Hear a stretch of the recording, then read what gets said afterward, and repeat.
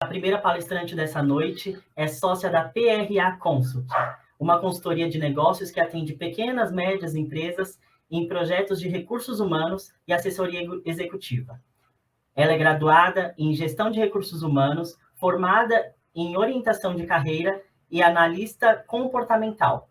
Atua no mercado corporativo há mais de 10 anos, liderando equipes e projetos na obtenção de suas metas. Com vocês, nossa convidada, Paula Rota Assis. Paula, seja muito bem-vinda. Olá, Emerson, obrigada. Obrigada a todos, é um prazer, é uma felicidade estar aqui neste evento incrível com vocês. Quero agradecer o convite do professor William, já vou começar a compartilhar minha tela aqui, para a gente não se perder lá nos agradecimentos. Vocês já estão vendo minha tela? Você me avisa, tá, Emerson? Por enquanto não, acho que o Fernando vai espelhar para a gente. Tá bom, quero agradecer o convite do professor William, da professora Valquíria, que sempre lembra de mim para essas coisas maravilhosas que a FMU faz e outros projetos. Eu estou muito, muito feliz de poder compartilhar a minha história com vocês, a toda a organização desse evento, que deu um super suporte. Então, de parabéns, desejo boa sorte a todos os palestrantes, a todos vocês que estão organizando. Eu tenho certeza que vai ser um evento incrível, e principalmente para quem está participando. Eu estava nos bastidores, pude conversar um pouquinho com a Fabiola. Sei que a minha história vai trazer alguns significados, algumas mudanças.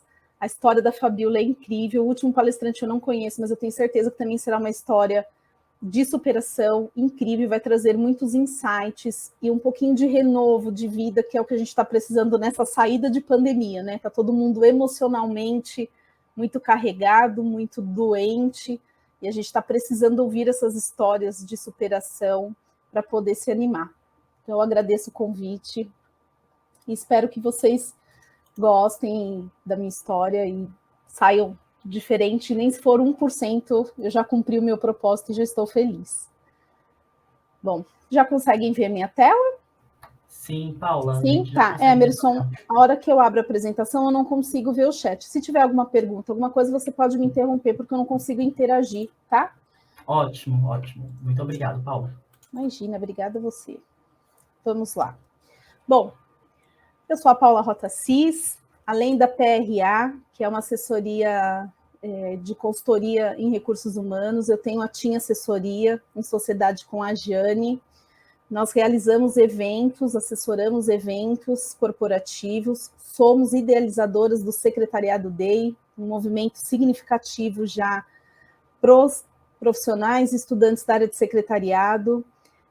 Ele faz parte da minha história de superação, um pouquinho mais para frente eu vou falar sobre isso, mas a minha carreira, ela iniciou-se como secretária executiva de diretoria, e uma das minhas principais funções era a organização de eventos corporativos. Foi lá que eu tive o contato com o evento corporativo, me apaixonei pela área, e em 2000 eu tive a oportunidade de assumir como coordenadora de um pool de secretárias de um grande escritório jurídico aqui em São Paulo, e pude liderar, começar, né, a construir a minha carreira como gestora na filial de São Paulo, Rio de Janeiro e Campinas, de uma equipe de mais de 13 secretárias.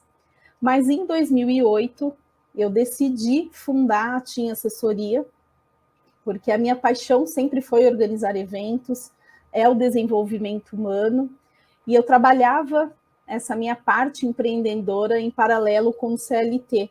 Então, enquanto eu atuava como gestora do pool de secretária, exercia as minhas funções como secretária, paralelamente aos finais de semana eu empreendia com a organização de eventos corporativos, sempre organizando eventos que transformassem de alguma forma a vida das pessoas.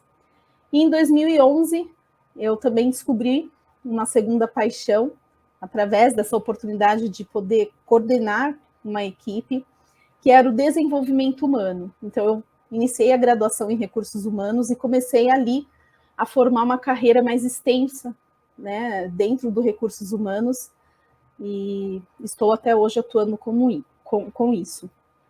E em 2018, eu passei a minha primeira pandemia. Foi o primeiro evento na minha vida que precisei entender o que era o ciclo da superação. Superação é algo que a gente todos os dias precisa saber fazer, né? Só que às vezes são adventos, são eventos que passam, né, tão corriqueiramente, são coisas que não marcam tantos traumas, que a gente não presta atenção nesse ciclo da superação, né? No poder que a dor, que a tristeza, que um evento ruim nos traz, né? A gente não está acostumado a habituar o nosso cérebro a encontrar coisas positivas diante a uma dificuldade, a uma fatalidade, a uma notícia ruim, a um diagnóstico sem cura. E então, em 2018, eu comecei a aprender. A vida me trouxe essa lição de que nas coisas ruins a gente também pode encontrar coisas boas. Mas antes de eu começar a contar sobre a minha história de superação e sobre o ciclo da superação, todas as vezes que eu sou convidada para contar a minha história ou para palestrar algo, eu gosto de fazer um acordo com quem está participando, com quem está ouvindo. E neste acordo, eu peço para que as pessoas não me julguem, porque o que eu vou passar aqui não é nada científico, não é capacitativo, mas são minhas experiências de vida que fizeram sentido para mim e que de alguma forma fará sentido para alguém, e por isso eu compartilho. Não estou expondo as minhas histórias, mas eu estou compartilhando no sentido de transformar a vida de alguém. Então, se eu conseguir mudar o dia de uma pessoa, dentre todas que estão aqui, eu já cumpri o meu propósito. O segundo acordo é que eu não sou dona da verdade, não me enxerguem dessa forma, como uma autoridade no assunto que eu vou falar. De novo, eu estou aqui compartilhando minhas experiências, o que eu aprendi com elas. Se não fizer sentido para você, não tem problema, descarta. Se fizer sentido para você, que bom, a gente compartilha dessa experiência.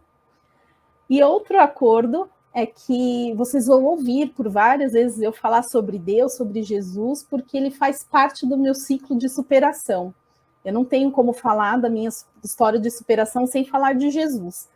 Mas isso não quer dizer que eu estou aqui impondo qualquer religião ou discutindo sobre religião. Eu vim aqui contar a minha história e te contar como que o ciclo da superação funciona.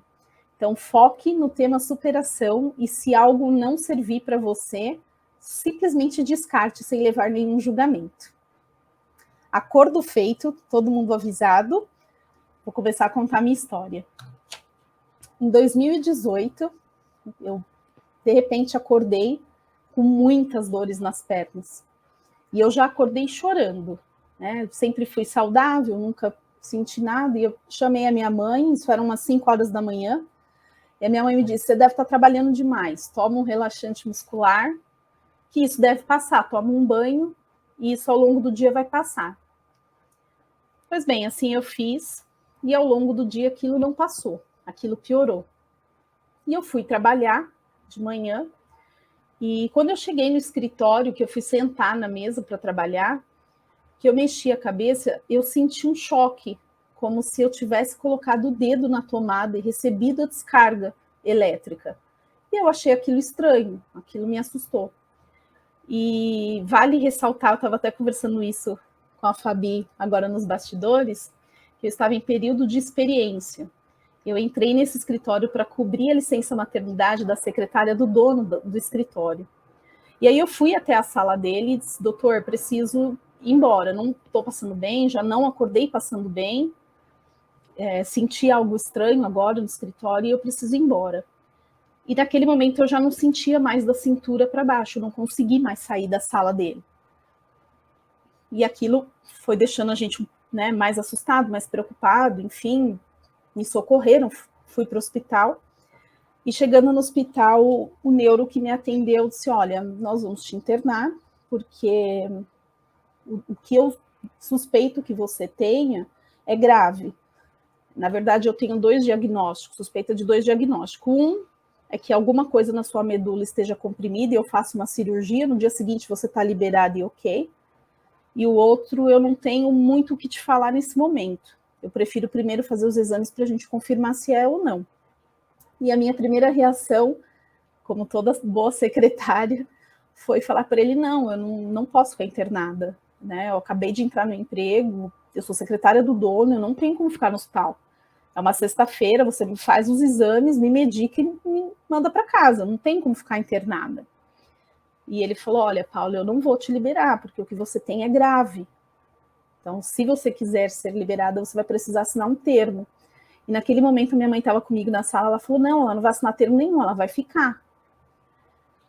Ali eu já comecei a sentir uma sensação de medo, de estranheza, de que algo novo vinha acontecer e a situação estava saindo do meu controle. Enfim, fui internada, internei numa sexta-feira, na segunda-feira nós fizemos a ressonância magnética, na terça-feira eu fiz o exame de retirada do líquor da espinha e confirmamos o diagnóstico de esclerose múltipla. Esclerose múltipla, para quem não sabe, é uma doença no sistema nervoso central. O nosso cérebro, para se comunicar com o corpo, para emitir comportamentos, enfim, ele cria neurônios, que são as conexões, e o final desses neurônios existe como se fosse um rabinho, assim, e tem uma membrana que cobre, né, esse final do neurônio para passar as conexões, os comandos, que se chama bainha de mielina. E a minha doença é exatamente nesse local. Então, o meu sistema imune, ele entende que essa bainha é um organismo estranho dentro de mim e ele ataca, ele come essa membrana. Comendo a membrana, ela descasca esse fio, é como se fosse um fio elétrico, por isso eu sinto os choques. E quando esse fio elétrico fica exposto, eu perco a conexão do cérebro com alguma parte do corpo. Então, as consequências disso é a paralisia, né? É você não sentir os membros, dormência, é você não conseguir falar, é problemas no processo cognitivo, você pode ficar cego. E naquele dia em que o diagnóstico foi confirmado, eu, minha família, nós não entendíamos exatamente o que era isso. Hoje eu sei como essa doença funciona, mas naquele momento, a sensação que nós tínhamos é que eu estava entrando num abismo, num buraco escuro, porque a gente não sabia o que era. A única coisa que o médico dizia era um diagnóstico sem cura e degenerativo. Enfim, eu fiquei 30 dias internada, fazendo um processo longo de tratamento para tentar voltar com a sensibilidade das pernas. Eu tenho 3 lesões cerebrais e uma lesão na medula cervical, que é o que me causa falta de sensibilidade dos membros inferiores. Eu fiquei 1 ano sem andar, em tratamento de fisioterapia, pilates e tratamento emocional, que foi o mais difícil. Para mim, esse processo em 2018 era como se eu tivesse entrado num abismo e Deus tivesse tampado a entrada desse abismo para que eu não saísse daquele lugar. Eu me sentia num lugar acuado, sem controle da situação, e a única coisa que eu pensava era como eu ia fazer para voltar a trabalhar com o que eu mais amava, que eram os eventos. Né? Eventos, para quem trabalha, para quem sabe, demanda de uma disposição física grande, e naquele momento eu não conseguia nem fazer as minhas necessidades básicas do dia a dia. Eu estava dependendo de outras pessoas, eu não conseguia andar. Eu estava com um diagnóstico que eu não entendi o que era, estava em adaptação de medicação que traziam efeitos colaterais. Um processo muito difícil para mim. Só que dentro do abismo, eu entendi que se eu olhasse para frente, eu ia continuar cavando um abismo mais fundo. Que eu tinha que olhar para cima, era onde estava a luz, onde estava o sol, que era lá que eu ia encontrar a saída. Então eu criei, dentro desse abismo, uma base para que eu pudesse subir e criar uma mola propulsora para que eu saísse desse abismo. Que essa base foi a minha família. A minha família que está sempre do meu lado, sempre cuidando de mim, pesquisando sobre a doença, né, aguentando as minhas oscilações emocionais, me ajudaram a me adaptar com tudo isso, cuidam das minhas medicações. Então, a primeira base foi essa que eu criei para começar a entrar num ciclo de superação. Eu olhava para minha família e eu precisava ser melhor todos os dias por conta da minha família. A segunda base que eu criei era a questão de eu amar organizar eventos. Então, aquilo precisava me tirar da depressão profunda que eu estava e o redemoinho de informações e sentimentos que eu tinha dentro de mim. Quando eu foquei em algo em que eu amava muito, eu consegui sair do estado de confusão para um estado de autoconhecimento. E aí eu entrei no ciclo da superação. O ciclo da superação, eu me baseei num estudo de uma teoria psicológica que chama a teoria do herói, da jornada do herói. Essa teoria, ela defende que a nossa vida são feitas de ciclo. E eu me identifiquei com isso porque eu realmente acredito nisso, né? Nós somos feitos de propósitos. Então a gente tem ciclos para um propósito, esse ciclo termina e você começa outro. E nessa teoria, ela divide a nossa vida em 4 fases, né? E durante essas fases, quando você está passando por algum evento adverso na sua vida, você passa por estações emocionais que, conforme você vai superando e entendendo através do autoconhecimento, você fecha o ciclo da superação. E a gente vai falar um pouquinho sobre cada fase e sobre cada estação que a gente precisa passar. A primeira fase, então, a gente começa ali na vida comum. Sua vida está normal, tudo anda bem, está tudo dentro do seu controle imaginário, porque lá no abismo onde eu me encontrei, a primeira lição que eu aprendi foi que eu não tinha o controle de nada, né? Dias atrás eu estava fazendo muitos planos com o meu novo emprego, eu estava no controle de planejar tantas coisas, de mandar e desmandar, e de repente eu acordei e eu não conseguia nem andar. Para fazer as minhas necessidades básicas, eu dependia de outras pessoas, e a vida me deu um basta, por mais que eu não quisesse. Então, quando você sai desse estágio, né, de controle, você começa a entrar no estágio de dor, porque chega algo estranho, algo que você não conhece, que você acha que não está no seu controle, mas na verdade nada está no seu controle, e você começa a sentir uma dor, uma confusão. Como que eu vou reagir? Isso é novo para mim, começa a te dar ansiedade, e você começa a perder o sentido da vida, até a hora que você entra na fase da negação. Por que comigo? Por que Deus permitiu? Por que não com o outro? Porque neste momento da minha vida, como que eu vou fazer? Eu não aceito, eu não quero. Então você passa ali por um tempo negando a situação, né? Várias pessoas reagem de várias formas. Eu, na fase da negação, eu me afastei de Deus, eu me afastei das coisas positivas da vida, eu perdi completamente o sentido de vida. Eu já não, eu lembro que eu acordava, primeiro que eu acordava desesperada com medo de acordar cega, porque eu não entendia como essa doença funcionava. E segundo, que eu olhava para minha mãe e falava, para que eu acordei? Se eu sei que daqui a um tempo eu vou estar pior, eu não sei como eu vou estar daqui uns dias, qual o sentido de vida? Então você começa a negar a situação e você não quer encarar. Você entra num estado de depressão, de ansiedade, e você não quer encarar aquilo que está acontecendo contigo. E aí você já passa por uma segunda fase, você começa a entrar já num mundo mais desconfortável, aquilo começa a te incomodar. Mas, ao mesmo tempo, você acaba tendo que lidar de forma quase que automática com uma ferramenta que me ajudou muito, assim. Eu indico o livro que eu li para todo mundo, eu aplico isso diariamente na minha vida, que é a autorresponsabilidade.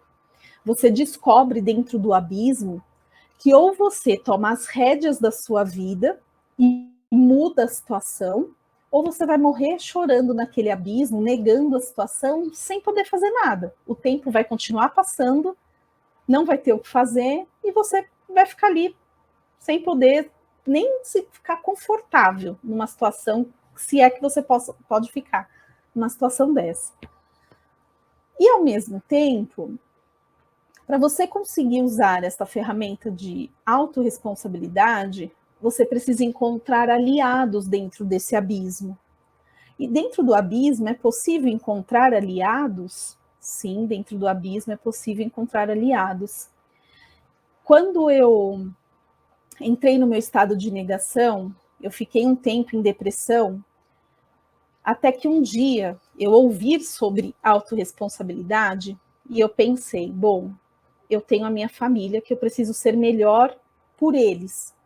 Minha mãe ficou dentro comigo do hospital 30 dias internada comigo. Meu pai, meus irmãos, pesquisando médico, tratamento, eu não tinha como ficar num processo recolhido de depressão e não corresponder à expectativa que a minha família tinha sobre mim positiva. Por amor a eles, eu tinha que fazer isso. E aí, a segunda base, né, da autorresponsabilidade que eu encontrei era encontrar algo que eu amasse muito para que eu pudesse fazer para me tirar do estado da depressão. E eu comecei a planejar o Secretariado Day, que era um evento para secretárias. E isso foi dia 13/9 de 2018. Eu comecei a planejar esse evento e aquilo foi me tirando da depressão, assim, eu fui encontrando um sentido de vida. Conforme eu ia procurando os palestrantes, organizando o tema, escolhendo o local, eu fui ficando animada, aquilo foi me dando ânimo de vida de novo. Mas, ao mesmo tempo, algo me falava assim, mas e se no dia do evento você não estiver enxergando?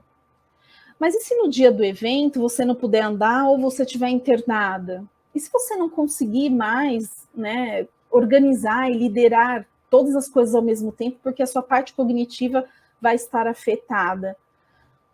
E, de novo, eu usei a autorresponsabilidade. Ok, isso pode acontecer, mas eu posso encontrar uma pessoa que possa fazer o meu trabalho tão bem quanto eu, ou melhor do que eu.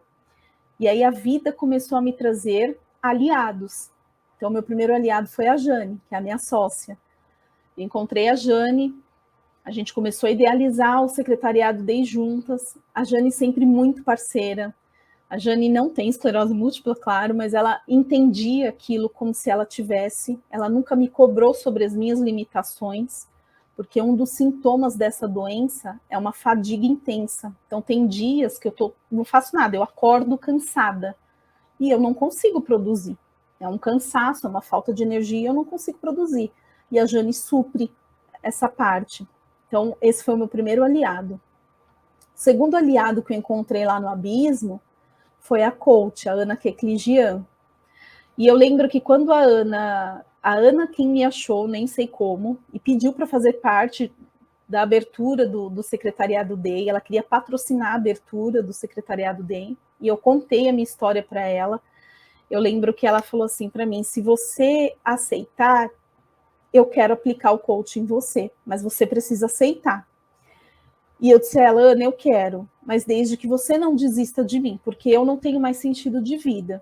E se você não segurar na minha mão e não desistir de mim, eu certamente vou desistir. E a frase da Ana foi a seguinte, Paula, você pode continuar nesse buraco que você está, não tem problema nenhum. Você vai encontrar uma forma, você vai se adaptar e vai ficar aí dentro desse buraco, você vai viver aí. Não tem nada de errado. Mas se você quiser sair desse buraco, você segura na minha mão. Eu vou te ajudar a sair. E você vai aqui fora poder segurar na mão de outras pessoas e transformar a vida dessas outras pessoas. E essa é uma escolha sua. Ou você se adapta dentro do seu abismo, ou você sai do abismo e vem ajudar outras pessoas. E eu fiquei pensando aquele dia, aquela noite, e eu sabia que eu precisava sair do abismo para ajudar outras pessoas. Para eu engrandecer como herói, não, porque dentro dos abismos existem pessoas esperando aliados. E assim como Deus me entregou vários aliados, eu precisava ser uma aliada para ajudar a tirar alguém desse abismo. Mas lá no abismo, eu também encontrei inimigos. E isso também foi uma das motivações para que eu saísse desse abismo para ajudar outras pessoas. Porque no abismo, ele é escuro, mas você encontra inimigos que te atormentam, que não acreditam na sua superação, que vão te excluir por um diagnóstico ou por conta da sua fase.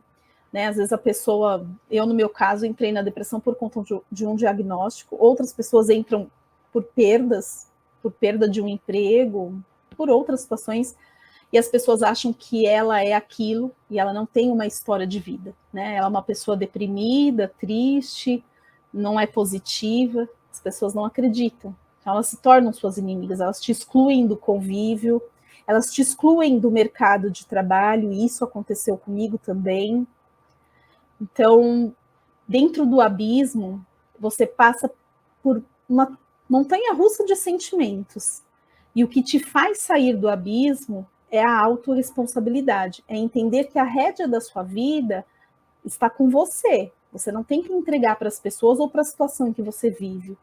Quando você passa por um deserto, é só um caminho da sua vida. Ele não é a sua moradia.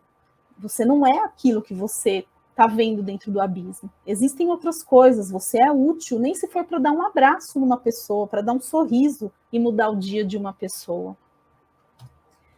Na terceira fase do ciclo de superação, a gente passa pelo teste da aprovação, né? Então, você começa a entender o que está acontecendo com você, você começa a aceitar o que está acontecendo com você, entende que você precisa se adaptar a este novo normal, e a pandemia trouxe isso para todo mundo, né? No começo, a gente não conseguia nem sair de máscara, ficar com a máscara era um incômodo. Hoje a gente não fica sem. Eu, às vezes, acordo, já quero pôr a máscara. Então, você entende a necessidade de se reinventar, você se adapta, nem se for para ficar lá dentro do buraco, dentro do abismo, né? E aí você começa a pesquisar sobre o assunto. No meu caso, eu comecei a entender o que era a doença, como ela funcionava, quais eram os tratamentos. Eu entrei em grupos de portadores de esclerose múltipla, e essa foi a minha maior provação dentro desse diagnóstico, porque os grupos, as pessoas são muito deprimidas, porque essa doença é uma doença que não tem muita informação, a gente não tem muita base. A base que a gente tem sobre ela é sobre a história de vida da atriz Cláudia Rodrigues, que cada dia está pior por uma série, né, de complicações, não só por conta da esclerose múltipla. Então aquilo vai te causando um pânico, você não tem referências. E eu lembro que o meu médico falava para mim: Paula, não busque referência na internet. A sua referência sou eu. Eu estou te dizendo que existe controle da doença, apesar de ainda não existir a cura. Mas você tem como ter uma vida saudável, uma vida com qualidade, uma vida normal. E eu lembro que eu olhava para ele e falava: eu não consigo nem andar, você está me dizendo que eu vou ter vida normal? Eu não consigo, eu não me sinto bem, eu não tenho energia para fazer as coisas, você está me dizendo que eu vou ter vida normal, se isso não tem cura, né? E durante essa fase de provação desses testes que eu tive que passar, de adaptação de medicação, eu tive que entender que eu precisava desse tempo para o meu organismo também entender e se adaptar a tudo o que estava acontecendo. Eu recebi um tratamento de corticoide altíssimo, é uma bomba isso para o organismo, né? Eu estava adiantando um lado, mas estava prejudicando o outro lado, então o meu organismo precisava se estabilizar com todo aquele tratamento. E eu sei que esse meu ciclo de provação demorou muito tempo, porque apesar dos sintomas físicos, né, de toda essa adaptação, ainda tinha adaptação emocional, que para mim foi muito difícil. Da noite para o dia eu ver o meu mundo virar de ponta cabeça, eu já não ter mais controle das coisas, eu não saber como ia ser o meu dia de amanhã. Eu lembro que à noite eu dormia e eu acordava várias noites assustada, chorando, com medo de acordar cega ou com medo de acordar sem mexer alguma outra parte do corpo. Eu pensava como que eu ia contar para as pessoas que eu ia me relacionar, eu ainda não tenho filhos, como ia ser tudo isso. E nesse processo com a Ana, do coach, eu entendi que a primeira coisa que eu precisava era me conhecer, saber quais eram as minhas fraquezas, as minhas habilidades, o que eu realmente queria para a minha vida, aonde eu me encaixava, onde eu me adaptava, até aonde o diagnóstico realmente interferia nos meus sonhos, nas minhas perspectivas, até aonde não. O porquê que eu não poderia testar aquilo que dava para fazer, o que não dava para fazer. E durante essa fase toda, a gente construiu o Secretariado DEM. E a minha maior superação foi a realização desse evento. Assim, eu já desde 2008 realizava eventos corporativos, mas este foi o evento em que eu renasci. eu marquei o evento numa sexta-feira, porque tinha que ser no dia 13 de setembro, que ia fazer 1 ano depois do meu diagnóstico. E foi o dia que eu saí do hospital e que eu não andava, né? E daí no dia seguinte eu queria o evento naquele dia para provar que eu tinha me superado. E quando chegou no dia 13, a gente marcou um evento das 8 às 18 e ao término do evento a gente ia servir um jantar. Então nós ficamos no hotel até quase meia-noite. E o meu medo era de eu não ficar ali o dia todo naquela pegada. Mas quando eu cheguei no hotel, a atmosfera que tinha dentro daquele evento era uma atmosfera de amor, de transformação. E naquele dia Deus falou comigo: essa é a sua nova caminhada. Hoje começa uma nova vida para você. E eu fui para o evento de salto, eu fiquei o dia inteiro no evento. Para quem já viu eu trabalhando, organizando e participando de evento, eu controlo tudo, eu sou ligada no 220, e assim foi. E eu e a Jane demos conta de todo o evento, tinham lá quase 100 pessoas na minha primeira edição. A professora Valquíria estava lá nesse evento com a gente. E quando a gente finalizou o trabalho, que deu tudo certo, e que eu olhei para a Jane olhou para mim, e a gente entendeu qual era o nosso propósito. Era, através dos eventos, transformar a vida das pessoas.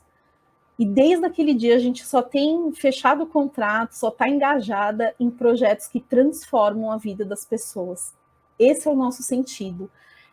Esse é o combustível que faz a gente todos os dias levantar e procurar evento melhor para fazer, local melhor para fazer, para ser perfeito em tudo que a gente faz. E aquele dia eu renasci. Eu entendi que eu podia, apesar de um diagnóstico, eu dependia somente daquilo que eu pensava que eu era. E não era um diagnóstico que ia parar a minha vida. E ali eu recebi a minha recompensa, que já é um outro estágio da terceira fase. A dor já tinha passado, eu já tinha entendido o que estava acontecendo. Eu também entendi que eu poderia dar a volta por cima, que a minha vida poderia sim ter qualidade de vida, que eu poderia sim ter uma vida normal, e eu me senti preparada para liderar o meu destino. Nessa fase da recompensa, é a fase em que a gente consegue colocar aquela ferramenta lá do abismo, autorresponsabilidade, em prática. Poderiam me falar muitas coisas, eu ouvi muitas coisas dos médicos, eu sentia muitos sintomas, era muito difícil caminhar. Eu lembro que eu chegava no escritório cansada, porque conforme eu caminhava, eu sentia aquela descarga de choque elétrico, então aquilo me cansava muito. Mas eu não desisti, eu não deixei de trabalhar nem um dia. E eu não me entreguei, eu não aceitei que o diagnóstico ia parar a minha vida. E eu comecei a mudar o meu cérebro, eu comecei a mudar a programação do meu cérebro. E aí eu comecei a fazer uma viagem de retorno. Para onde? Lá para o meu mundo confortável.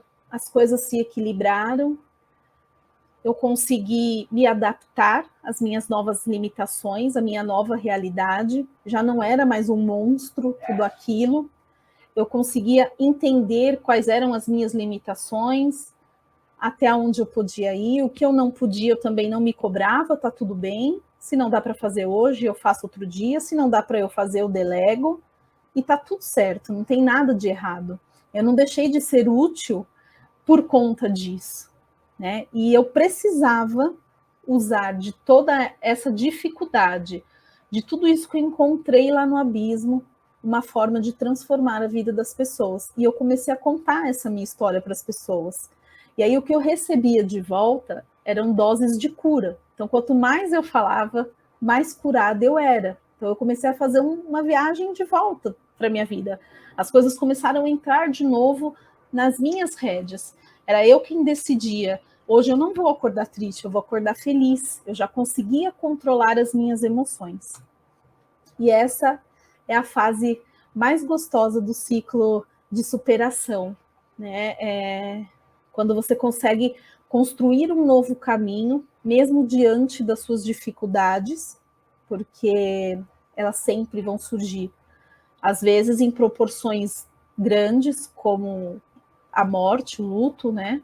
Às vezes por um diagnóstico fatal, por um diagnóstico que não tem cura, mas tem controle, às vezes por um simples namorado que não te quer, às vezes por uma simples rejeição, um desemprego, mas você percebe que o mundo ele continua o mesmo, as coisas continuam na sua rédea, só que você está preparada para enfrentar o caminho, para enfrentar essa mudança. Porque o importante não é você chegar, é como você vai encarar tudo isso durante todo esse ciclo da superação. Superar não é quando você chega lá no pódio e fala, nossa, passei dessa fase, todo mundo viu que eu superei, eu consegui. Não é isso, porque a superação ela é diária. No meu caso, por exemplo, todos os dias eu preciso me superar, porque eu convivo com os sintomas, é algo que não tem cura, e todos os dias eu preciso estar me superando. Até que você chegue na fase da ressurreição, que é quando nasce uma nova pessoa. O bonito desse ciclo da superação é que ele existe exatamente para nos transformar, para nos amadurecer. Então, a pessoa que você era lá naquele mundo que você achava que era legal, um mundo confortável, você já não é mais a mesma pessoa. Você já é uma pessoa mais resiliente, uma pessoa mais forte, uma pessoa que tem experiência em determinada dor e que pode ajudar outras pessoas, que isso é o principal, nós estamos aqui para um ajudar o outro. Então, é a fase em que você renasce, é a fase que você entende qual é o seu propósito de vida. E aí sim, você chega ao fim desse ciclo e pode ser chamado de vencedor. Você conhece o antes, mas você também conhece o agora. Você conhece o que é viver confortável, mas você também conhece o que é viver com a dor. E você sabe lidar com isso, você é uma pessoa mais madura. Isso é superação. É você, durante todo esse ciclo, ter maturidade para gerenciar as suas emoções e fazer disso não algo para se glorificar, mas algo para que você possa ajudar a transformar a vida de outras pessoas. Isso é superação. Esse é o sentido da superação. Como que, através da minha dor, eu posso encontrar coisas positivas e ainda assim ajudar outras pessoas. Este é o significado da superação. E aí você pode me perguntar, Paula, quanto tempo dura o ciclo da superação? Não sei, para mim durou 1 ano. Eu precisei de 1 ano para eu entender, para eu encontrar um novo caminho, para eu aceitar, para encontrar aliados. Tem pessoas que, em meses, conseguem passar pelo ciclo da superação. E o ciclo da superação, então, tem fim. Quando a gente chega lá na 4ª fase, então a gente já está PhD em superação, não existe mais problema. Não, superação, todos os dias você começa um ciclo novo de superação. Todos os dias você recomeça com algum problema, com alguma dor, e você precisa superar. Você está superando desde que você era um espermatozoide. Né? É algo diário, é um ciclo diário na sua vida, que faz parte do seu amadurecimento. Não tenha medo de chegar no fundo do poço, de passar pelo abismo. São essas experiências de vida que vai te trazer a maturidade para que você tenha superação todos os dias e possam ajudar outras pessoas a se superar. Quando você chega, né, na última fase desse ciclo de superação, você começa a entender a mensagem que eu vou deixar para vocês agora. Escutem, quem puder escutar de olhos fechados. Recomece. Quando a vida bater forte e a sua alma sangrar, quando esse mundo pesado lhe ferir, lhe esmagar, é hora do recomeço. Recomece a lutar. Quando tudo for escuro e nada iluminar, quando tudo for incerto e você só duvidar, é hora do recomeço. Recomece a acreditar. Quando a estrada for longa e o seu corpo fraquejar, quando não houver caminho, nenhum lugar para chegar, é hora do recomeço. Recomece a caminhar. Quando o mal for evidente e o amor se ocultar, quando o peito for vazio, quando o abraço faltar, é hora do recomeço, recomece a amar. Quando você cair e ninguém lhe aparar, quando a força do que é ruim conseguir lhe derrubar, é hora do recomeço, recomece a levantar. Quando a falta de esperança decidir lhe açoitar, se tudo que for real for difícil suportar, é hora do recomeço, recomece a sonhar. Enfim, é preciso de um final para poder recomeçar. Como é preciso cair para poder se levantar. Nem sempre engatar a ré significa voltar. Remarque aquele encontro, reconquiste um amor, reúna quem lhe quer bem, reconforte um sofredor, reanime quem está triste e reaprenda na dor.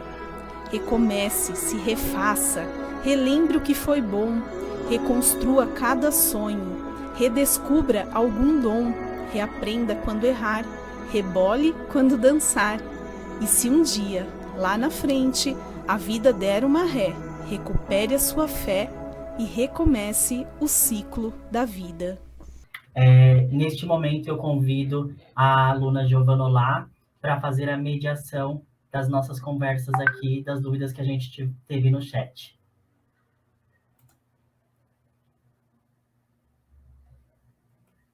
Todo mundo me ouvindo? Bom, vamos lá, Paula. A Monique Santos, ela falou assim, logo no comecinho dessa palestra, ela falou assim, que história incrível.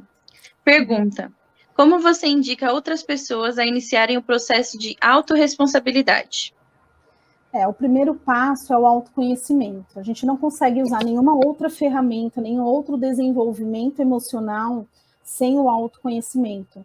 Sim. Você precisa ter muita clareza de onde você está, para onde você quer ir, e o que você tem de recurso e quais são os seus valores para você chegar onde você quer. Então, o autoconhecimento é o início para utilizar a autorresponsabilidade. Perfeito. Tiveram várias perguntas, eu separei as que mais tocaram, assim, mas teve uma. Agora, na pandemia, é de extrema importância seu relato de superação, principalmente porque quase todos nós tivemos alguma perda, seja de conhecido, de familiar. Então, de qual forma você indica, assim, conciliar a vida profissional com um luto? Então, a pandemia nos trouxe isso, né? Essa mudança, essa adaptação, não só da parte de nós profissionais, mas dos empregadores também, das empresas, de entenderem que agora não existe duas vidas. A vida pessoal, ela é a vida corporativa e ela se mistura. E eu sou do RH, é triste eu dizer, mas o RH não tá, as empresas não estavam preparadas para isso e elas não souberam lidar com este luto. Então, isso é algo que você vai ter que tomar para si e entender que existe o seu tempo e está tudo bem. Você passar por esse luto é necessário, mas que a vida precisa seguir. E, de alguma forma, você precisa se adaptar a esse novo. A minha dor é diferente da sua, por exemplo. Você vai ter que conviver com a dor da perda sempre. E eu com a dor da insegurança. Então, cada um com a sua dor vai se adaptar. Não tem muito o que fazer, né? Infelizmente, é algo que a gente não está no nosso controle. A gente vai ter que aprender, faz parte do aprendizado do ciclo da vida, a conviver e se adaptar com essa dor. Exatamente.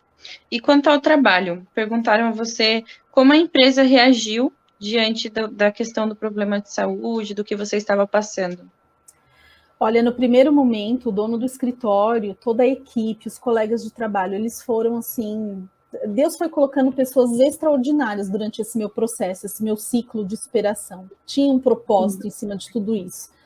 Então, o dono foi até o hospital, ele conversou comigo, me deixou tranquila. Eu trabalhei em todo esse processo, eu internada, fazendo a pulsoterapia. Eu trabalhei as 24 horas, trabalhei como se eu estivesse no escritório. E depois a minha adaptação, a minha volta para o escritório, eles emocionalmente estavam preparados, a equipe me recebeu bem, o dono entendia as minhas limitações, foi super flexível comigo nos horários, né? Eu tive várias complicações até adaptar a medicação. Então, eu recebi muito acolhimento, foi muito bom. Porém, na pandemia, eu fui a primeira funcionária a ter que me afastar, porque eu sou imunossuprimida. Eu tomo uma medicação que não deixa o meu sistema imunológico funcionar. Então, eu não posso nem pensar em pegar o Covid, nenhum outro vírus dessa gravidade. E fui a primeira pessoa a ser afastada, antes da pandemia chegar no Brasil. E, obviamente, iria ser a última a voltar. E ele não quis entender isso, e aí eu tive que fazer uma escolha entre voltar para o escritório e arriscar a minha vida, ou continuar um novo ciclo, que era empreender o que eu sempre quis na minha vida, e foi isso que eu fiz. Eu fui empreender, fui atrás dos meus sonhos e escolhi a minha saúde em primeiro lugar.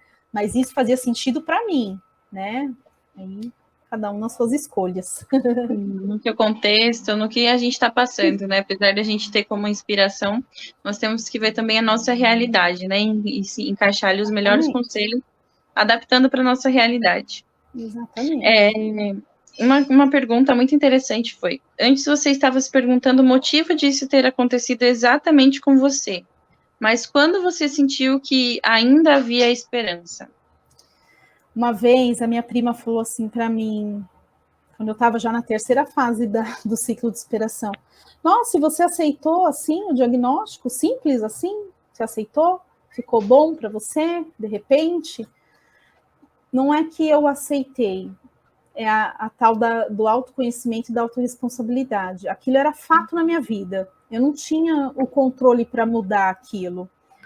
Então, foi naquele momento que eu entendi que ou eu tomava as rédeas para me adaptar e fazer daquilo a melhor história, ou eu ia continuar ali no abismo, como a Ana me falou. Me adaptar ali, tudo bem, né? Eu lembro que eu até pedi para o meu médico, falei para ele, teve um dia que, logo que eu saí do hospital, eu quis voltar para o escritório, e eu caí na porta do escritório, porque eu não conseguia andar, e eu me machuquei toda. E naquele dia eu liguei para o meu médico, falei para ele: eu quero que você me afaste, me aposente por invalidez, eu não quero mais, eu não aguento mais isso. E o meu médico, ele é um senhorzinho, aí ele virou para mim e falou assim: todas as pessoas aceitam um diagnóstico, só você não quer aceitar. Eu não vou te afastar, porque você vai focar os seus pensamentos, nos seus sintomas, e você vai ficar numa cadeira de rodas. Então você vai sair, levantar daí agora, vai se matricular numa academia e vai trabalhar normalmente amanhã. Então aquele dia foi o meu start, assim, de que não, eu tenho que mudar minha vida, né? Eu não posso parar numa cadeira de rodas. E foi assim que eu entendi que havia esperança, que dali eu ia contar uma nova história para ajudar outras pessoas. Perfeito. Uma das últimas questões para você, para a gente...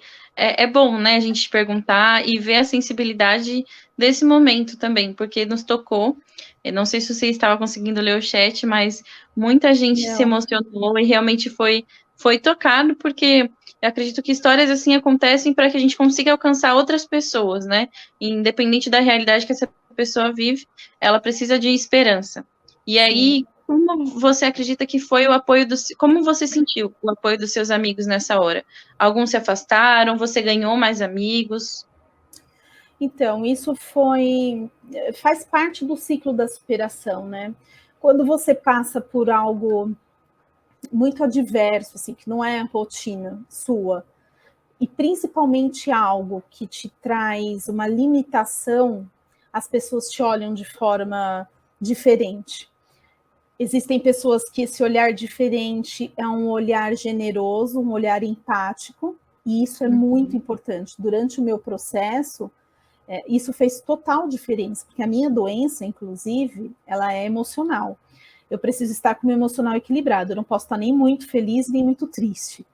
Então, eu recebi o apoio da minha família, principalmente, dos meus amigos.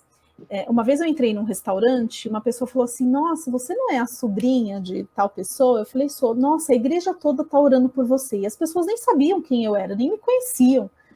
Então, aquilo cada vez mais me dava uma motivação no sentido de que não, eu preciso ficar bem para essas pessoas entenderem que é isso, né? Que está certo o que elas estão fazendo.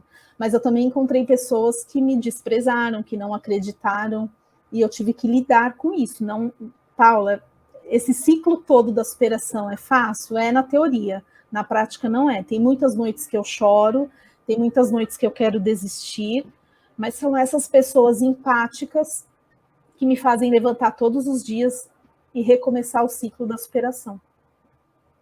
Sim. Eu encontrei novos amigos, inclusive no hospital, eu conheci 3 amigos de Minas, uma delas estava internando também com um diagnóstico no mesmo hospital, a gente ficou no mesmo andar e a gente ficou amigo até hoje, de família, assim. Então, sim, conheci amigos novos, também teve isso. Paula, para finalizar nossos comentários, isso não foi uma pergunta, né? Não foi uma questão a você, mas foi um comentário da Carla Andréia Correia. Ela falou assim: caramba, sou secretária executiva e fui diagnosticada com esclerose múltipla. Que coisa, mas estou bem. E você vê, né? Do mundo, o tamanho que o mundo é, São Paulo, eventos da FMU, enfim, eventos de secretariado, e você conseguiu ter uma pessoa ali que é uma história similar à sua, e talvez amanhã ou depois dá uma dose a mais de esperança, né? A gente fala que a esperança, ela vai preenchendo aos poucos. Então, se você puder falar alguma palavra para Carla. Carla, me procura depois no particular, eu quero muito conversar contigo, conhecer a tua história. Quando a gente recebe esse tipo de diagnóstico, quando você passa por um luto, é muito importante você ter como aliado pessoas que têm essa experiência, que podem trocar a experiência com você da mesma dor que você está sentindo. Isso é muito importante. Então, Carla, eu vou deixar no chat depois, e depois a equipe, se puder passar o meu WhatsApp para Carla, meu objetivo hoje já foi atingido, sabe? De eu poder encontrar uma pessoa que tem a mesma experiência que eu, ela vai entender o que eu estou falando. Eu já saio daqui com o meu objetivo atingido. Eu estou dando uma breve lida aqui no chat, eu estou vendo que muitas pessoas foram tocadas, esse era o intuito. Eu exponho a minha história de vida exatamente para isso, para que as pessoas sejam transformadas.